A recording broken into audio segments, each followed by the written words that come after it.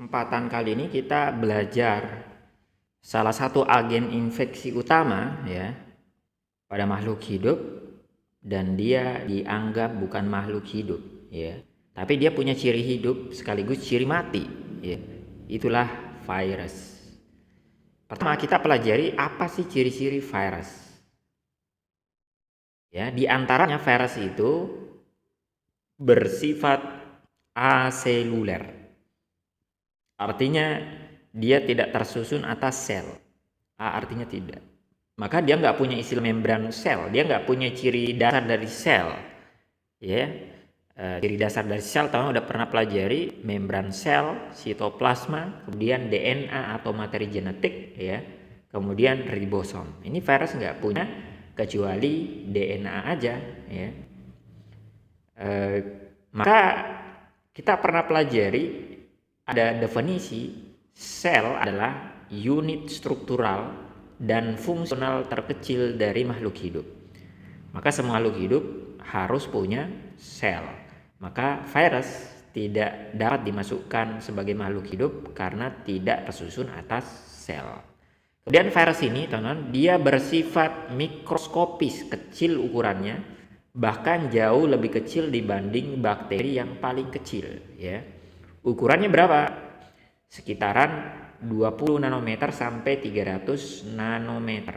Nggak bisa dibayangkan tuh ya. Harus pakai mikroskop elektron biasanya untuk melihat virus. Kemudian virus juga punya ciri khas. Dia kata kuncinya parasit intraseluler obligat. Ya. Obligat artinya wajib ya. Dia wajib hidup sebagai parasit ya. Sebagai parasit artinya apa? Ngambil, mencuri nutrisi dari organisme atau suatu makhluk hidup yang lain ya. Dan harus hidup dan melakukan itu di dalam sel intraseluler ya. Ini ciri khas dari virus. Beda kalau kelompok parasit yang lain bisa jadi nggak di dalam sel gitu. Kemudian yang keempat, virus itu juga bisa sesuai dengan yang tadi kita sebutkan sebelumnya ya, hanya dapat hidup dan memperbanyak diri dalam sel hidup ya. Kalau di luar tubuh sel hidup atau di luar tubuh makhluk hidup tentunya nggak bisa, karena modal untuk memperbanyak diri adalah apa yang ada di dalam tubuh atau sel inangnya. Dia sama sekali nggak punya modal kecuali DNA atau materi genetik. Kemudian ciri terakhir di sini yang kita sampaikan adalah berbeda dengan sel, ya, virus itu bisa dikristalkan. Ya, ini sedikit rumit juga ya menjelaskan ini. Beberapa buku menuliskan begitu aja, apa sih maksudnya dikristalkan ya. Jadi dikristalkan dari bacaan saya itu dia di apa istilahnya, entah secara fisik atau kimia begitu ya, diperlakukan secara fisik apa kimia, nanti dia akhirnya membentuk semacam kristal ya. Kalau pada sel dikristalkan dia bakal rusak dan mati gitu ya, nggak bisa dikristalkan kalau sel atau makhluk hidup. Tapi ketika virus ini dikristalkan, menumpuk, bertumpuk-tumpuk membentuk kristal, dia bisa aktif lagi gitu ya. Dia bisa aktif lagi dan bisa kemudian menginfeksi sel inangnya gitu. Nah, itu yang saya pahami maksud dari dapat dikristal. Inilah kurang lebih gambaran besar ciri-ciri virus yang harus teman-teman pahamin sebelum masuk ke pembahasan virus lebih dalam.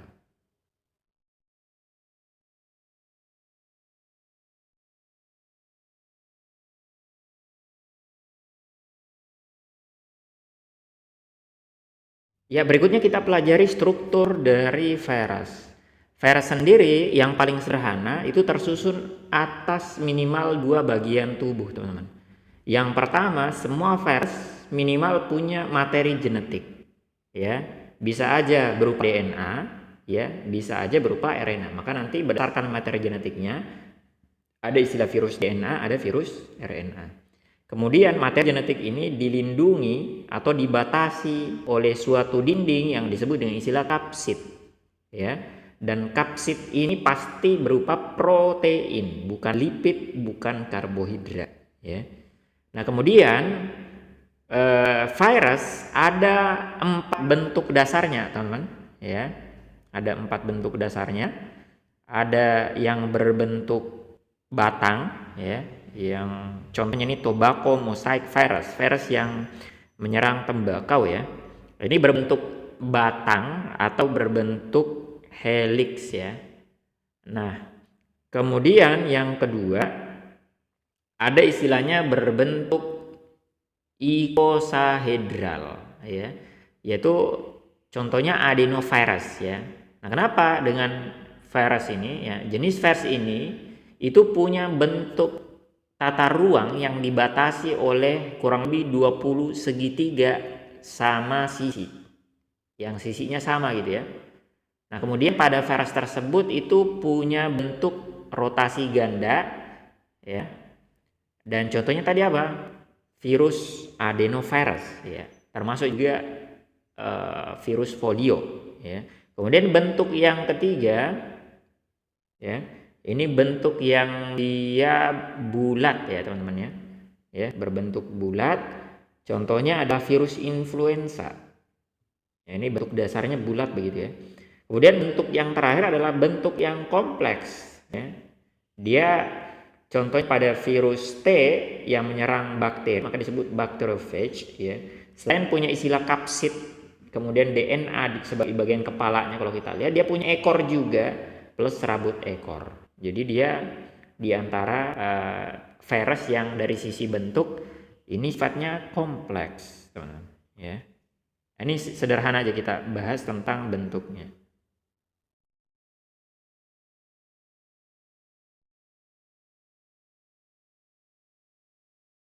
Klasifikasi virus, ya.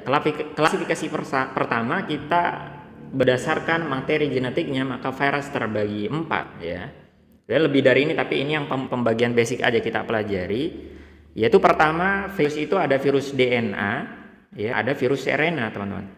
Nah, masing-masing virus DNA ini ada yang sifatnya single strand DNA, ada yang sifatnya double strand DNA, ya. Kita kenalnya DNA itu double helix, ya, benar. Pada makhluk hidup, mulai dari bakteri sampai dengan hewan sampai manusia, semua DNA-nya pasti double strand DNA, gitu. Ternyata ada yang khas, single strand DNA ini bisa ditemukan pada virus dengan catatan virus bukan makhluk hidup. Maka pernyataannya semua makhluk hidup pasti punya DNA yang bersifat double strand, ya, atau double helix. Kemudian yang kedua, virus RNA ternyata terbagi dua juga, teman, ya. Ada yang sifatnya single strand RNA, ada yang sifatnya double strand RNA. Kalau pada makhluk hidup dari bakteri sampai manusia, RNA itu pasti single, ya, single strand. Nah, double strand RNA hanya ditemukan pada virus, ya. Masing-masing udah dikasih contoh di sini, teman-teman, ya, contoh spesiesnya masing-masing, ya. Single strand DNA contohnya pada phage, bacteriophage artinya ini. Kemudian ada parvovirus. Sementara double strand DNA ini adalah virus yang menyebabkan hepatitis, ya, atau pada kelompok adenovirioide, ya. Kemudian single strand RNA ditemukan pada kelompok virus HIV dan Ebola. Sementara double strand DNA ditemukan pada kelompok rhinovirus dan tonguevirus. Nah, gimana tuh bacanya, teman-teman. Kemudian yang terakhir, ya, pembagian yang terakhir di sini kita sampaikan adalah virus atau pengelompokan virus berdasarkan ada tidaknya selubung membran. Maka virus yang sederhana yang udah kita pelajari tadi disebut dengan istilah virus telanjang. Minimal dia tersusun atas kapsid, ya. Kemudian nanti dia punya asam nukleat baik DNA atau RNA. Ini kita sebut istilahnya dengan virus telanjang, neck virus, ya. Nah, ada virus, teman-teman, yang di luar dari kapsid itu ada tambahan selubung membran yang disebut dengan istilah envelope.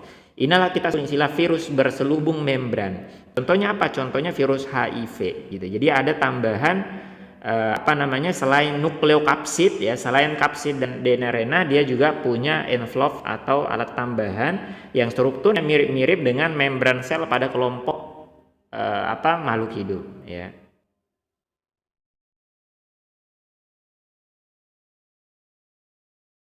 Di bagian keempat tentang virus, yaitu kita pelajari siklus hidupnya atau reproduksinya seperti apa. Nah, berdasarkan siklus hidupnya, virus itu kita bisa bagi menjadi 2 macam. Ada virus yang punya daur hidupnya disebut daur litik, ya. Kemudian ada nanti yang disebut dengan istilah lisogenik, ya. Maka boleh disebut virus litik, boleh disebut virus lisogenik. Nah, untuk virus yang daur hidupnya berbentuk apa istilahnya yang berupa litik, ini bisa kita bagi menjadi 5 tahap atau 5 fase, teman-teman. Ya. Yang pertama disebut dengan istilah tahap penempelan. Tahap pertama ada suatu virus, ya, secara spesifik menempel di permukaan dari inangnya. Jadi di permukaan dari inang itu ada protein tertentu, protein khas yang dikenali oleh si virus, karena virus itu juga sifatnya spesifik memang, teman-teman. Ya. Jadi virus virus manusia ya menyerangnya manusia. Ya, nggak menyerang misalnya tanaman, ya, nggak menyerang bakteri atau menyerang hewan yang lain misalnya, ya, menyerangnya spesifik misalnya manusia. Kenapa? Karena ada ada protein khas yang dia kenali, ya, di tubuh inangnya seperti itu. Maka tahap pertama ini dimulai dengan istilah apa? Penempelan, ya. Teman-teman boleh sebut dengan istilah adsorpsi. Ya, absorpsi artinya penempelan, bukan absorpsi. Kalau absorpsi penyerapan, teman-teman. Ini absorpsi, ya.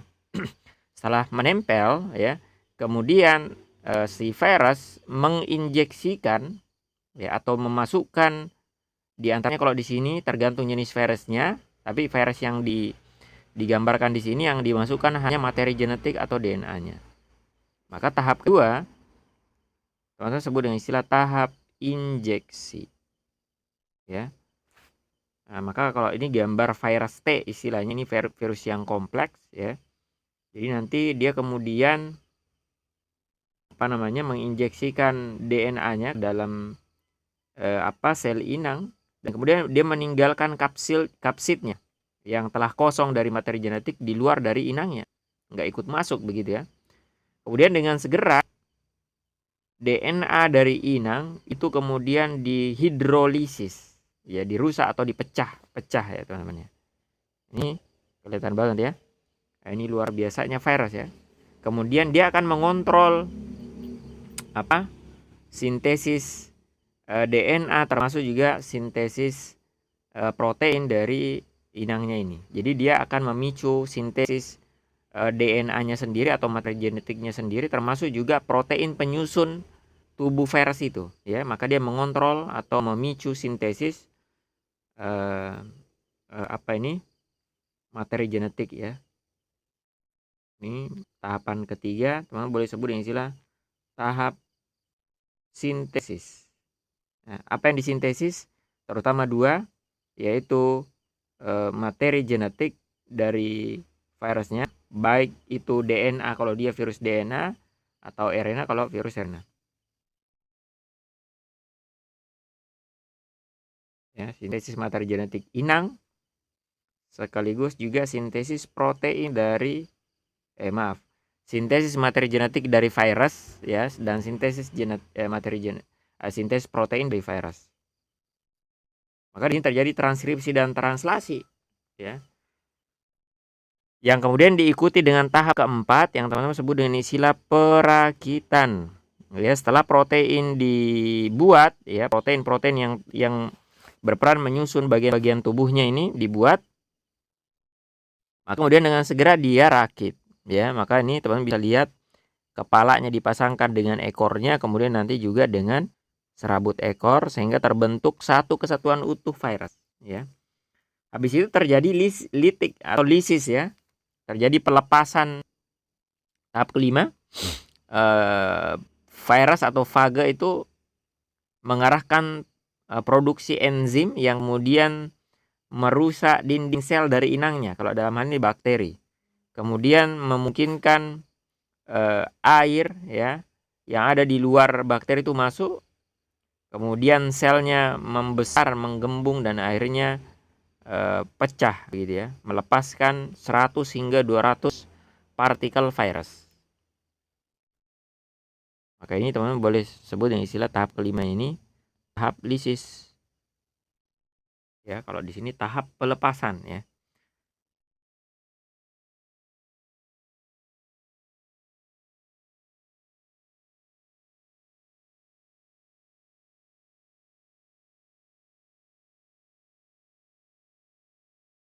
Ya, bentuk kedua dari daur hidup virus disebut istilah daur lisogenik. Ya. Maka virusnya boleh teman-teman sebut istilah virus lisogenik ya. Nah, kita lihat contohnya di sini ada suatu virus ya. Ini virusnya yang dia punya bagian serabut ekor ya, kemudian ada DNA di sini. Serabut ekor dan DNA. Maka di antara tahapan yang dilewati ya. Pertama, si virus menempel di permukaan tubuh dari sel inang. Ya, atau menempel di permukaan sel dari inangnya. Kemudian habis itu dia menginjeksikan DNA-nya. Maka mirip tahapan tadi ya. Kalau di sini dia langsung tahap injeksi langsung tahap absorpsi ya, langsung diinjeksikan ke dalam. Nah, kemudian apa yang terjadi? Beberapa faktor atau beberapa faktor tertentu kemudian menentukan ya dia masuk jalur yang mana, teman-teman. Jadi bisa jadi ini daur lisogenik adalah daur pilihan ya. Pada beberapa virus dia hanya menggunakan daur litik ya. Tapi beberapa virus yang lain dia bisa selain menggunakan daur litik ya, dia juga menggunakan daur lisogenik ya. Artinya daur lisogenik ini semacam daur pilihan ya kalau di sini. Nah, ringkasnya kemudian kalau dia memasuki daur litik maka tahapannya mirip yang sudah kita sebutkan. Nah, nanti dia melakukan sintesis DNA, sintesis protein ya. Kemudian dia rakit begitu teman-teman ya. Kemudian dia melakukan tahap lisis ya. Ya, kemudian mencari inang baru ya. Kemudian memasuki inang baru, nanti semisal ada faktor tertentu yang menyebabkan dia harus masuk ke jalur lisogenik, maka dengan segera DNA dari virus atau materi genetik dari virus itu masuk dan berintegrasi dengan kromosom dari inangnya. Ya, DNA virus atau materi genetik virus bergabung dengan materi genetik inang. Kemudian terbentuk namanya profaga, yaitu virus yang dalam keadaan tidak aktif atau dalam keadaan hibernasi ya. Maka ketika bakteri bereproduksi secara normal, dia nggak nyadar ada virus di dalam selnya, di dalam DNA-nya ya. Dia memperbanyak diri, kemudian juga ikut memperbanyak materi genetik tadi dari virus yang masuk ya, kemudian mentransfernya ke anakan-anakannya gitu. Maka bakteri yang terserang ini teman-teman ya, virusnya hibernasi, kemudian bakteri memperbanyak diri, satu jadi dua, maka terbentuk dua bakteri yang membawa dua virus. Artinya di situ dua bakteri membelah lagi jadi empat jadi 8 jadi 16 sampai jutaan sel yang semuanya kenapa mengandung materi genetik dari virus. Ini luar biasa virus ya. Ini cerdas banget nih. Virusnya cerdas banget. Dia sembunyi terus dia diperbanyak dalam sana sama inangnya. Nah, kemudian ya, pada saat tertentu teman-teman ya, anakan yang tadi udah mengandung profaga, virus yang sedang tidak aktif ini, kemudian secara khusus kemudian dia meninggalkan kromosom dari inangnya ya, dan akhirnya dia masuk ke jalur litik dan akhirnya menyebabkan lisisnya inang. Nah, seperti itu. Maka di antara tujuan lisogenik ya, kalau kita lihat adalah si virus diperbanyak begitu ya. Diperbanyak dengan cara si bakteri atau inang ini memperbanyak diri. Ya, setelah itu ada waktu kemudian akhirnya aktif dan kemudian memasuki jalur litik dan akhirnya membunuh lisis dari inangnya agar dia bisa keluar mencari inang yang baru.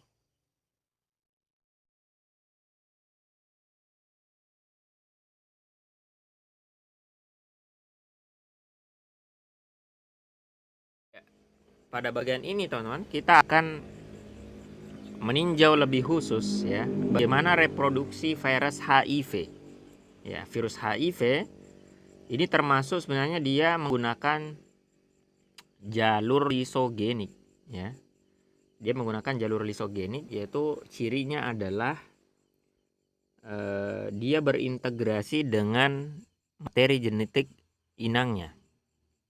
Jadi dia melakukan integrasi penyatuan dengan materi genetik inangnya dan bersembunyi di dalam sana ya. Kita lihat teman, prosesnya dimulai dengan suatu virus ya. Di sini virus HIV termasuk virus yang punya envelope.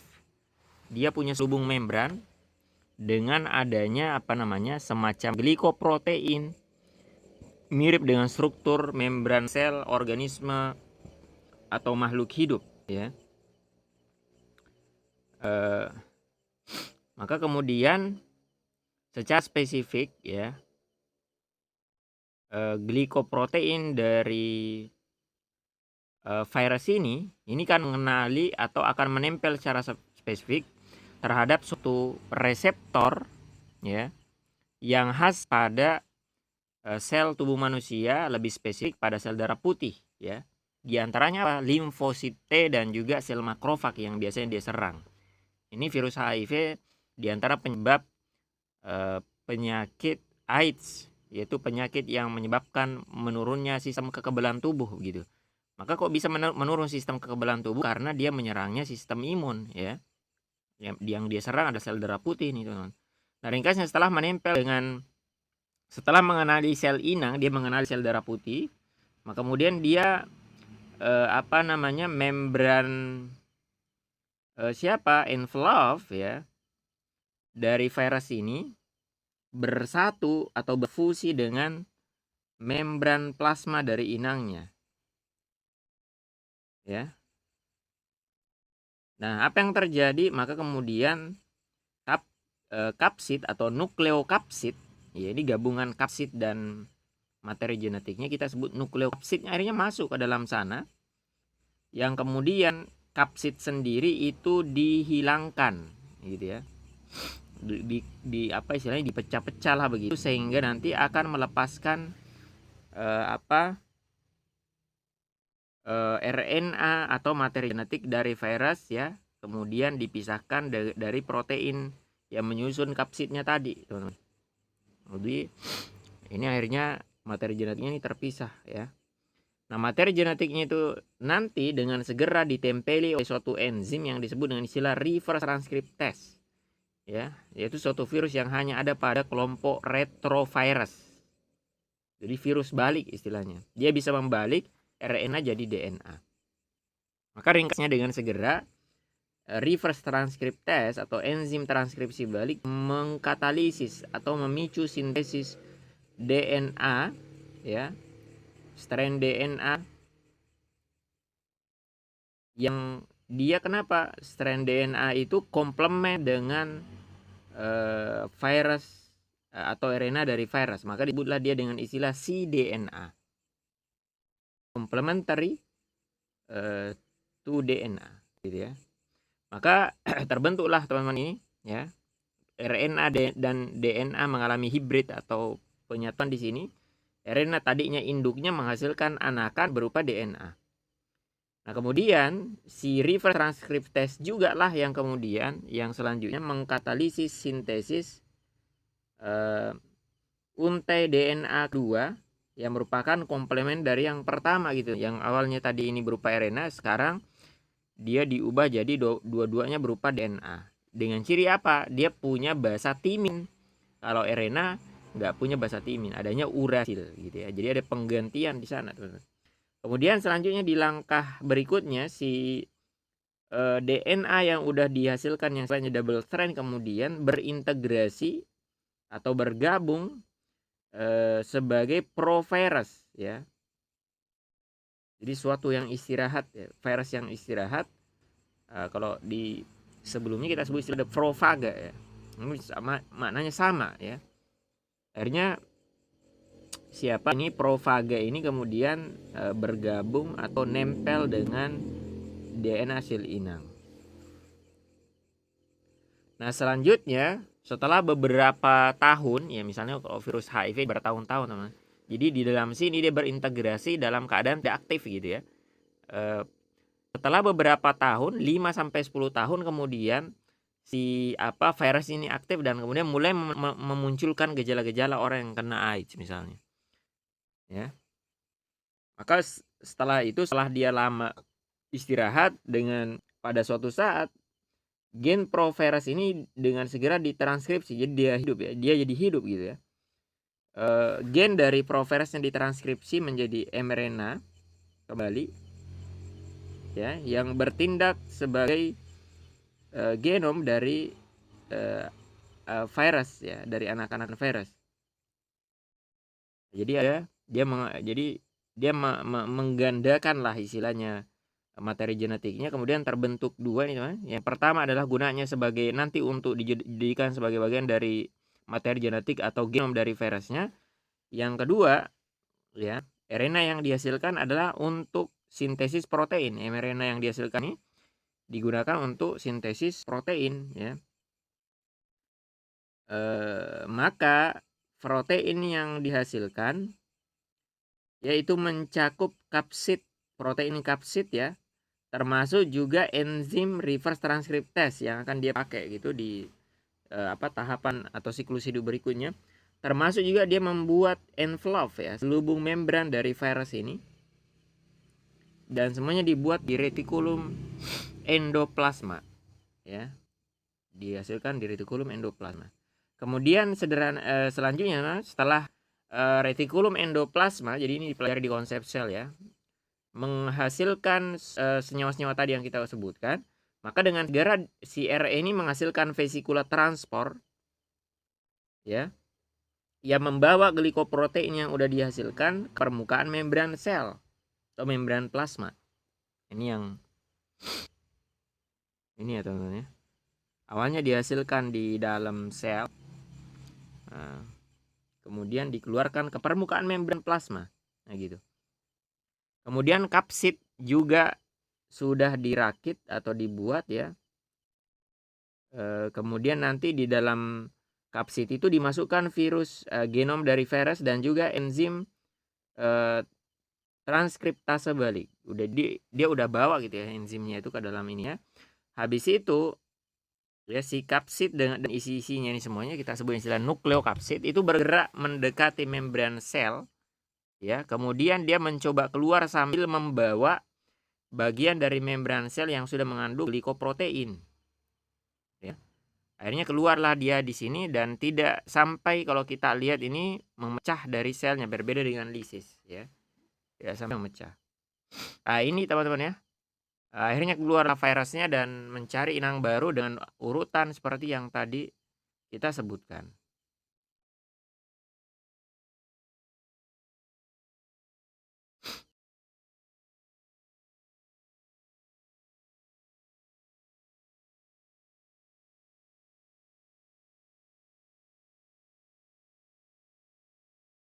Nah, kita tiba di bagian akhir ya. Ini atau di pembahasan kita di sini kita tidak sampai menyebutkan satu persatu nama virus dan juga bahaya serta manfaatnya ya. Tentunya banyak virus itu yang menyebabkan bahaya ya, menyebabkan penyakit. Nah, di bagian ini kita hanya menyebutkan apa aja sih ya manfaat dari virus ya. Pertama, virus diantaranya punya sifat bisa menyerang inang berupa bakteri gitu. Sehingga karena dia bisa membunuh bakteri ya, maka kita anggap dia, kata kuncinya adalah sebagai antibakteri. Efeknya mirip antibiotik yang bisa membunuh suatu inang ya atau suatu sel. Kemudian manfaat kedua yang kita catat di sini teman-teman ya, si virus ini juga bisa digunakan sebagai pembawa gen atau vektor dalam konsep rekayasa genetika. Bisa dipakai sebagai vektor ya. Kemudian yang terakhir ini enzim yang kita sudah sebutkan di di pembahasan sebelumnya, bahwasanya enzim transkriptase balik atau reverse transkriptase yang asalnya dari virus balik atau retrovirus ya, ini bisa dimanfaatkan untuk ngasilin cDNA, complementary DNA, dalam konsep rekayasa genetika. Ya, jadi semisal gen insulin dari manusia pengen dimasukkan ke bakteri.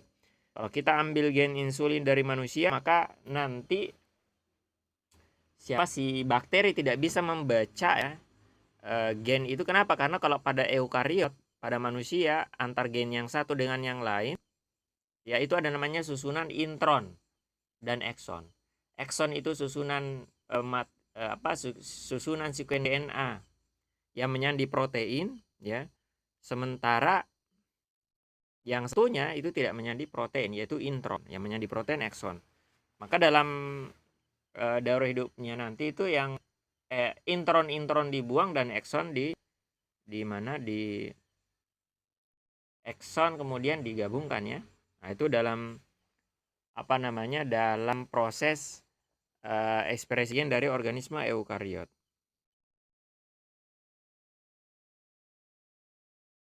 Ya. Maka dari itu ya, untuk pemanfaatan bioteknologi pada organisme eukariot ya, karena dia menghasilkan istilah intron dan ekson, sementara bakteri tidak punya istilah intron dan ekson, maka tidak mengenali proses modifikasi pasca transkripsi ya. Maka cara dari orang bioteknologi adalah menggunakan RNA mata atau mRNA yang udah matang ya, yang nanti harus dibalik jadi DNA, maka menggunakan enzim namanya transkriptase balik ya. Dan enzim ini ditemukan pada kelompok virus retrovirus, virus yang bisa membalik RNA jadi DNA ya. Yang kalau pada virus itu nanti akan dihasilkan materi genetik berupa DNA yang akan materi genetik berupa DNA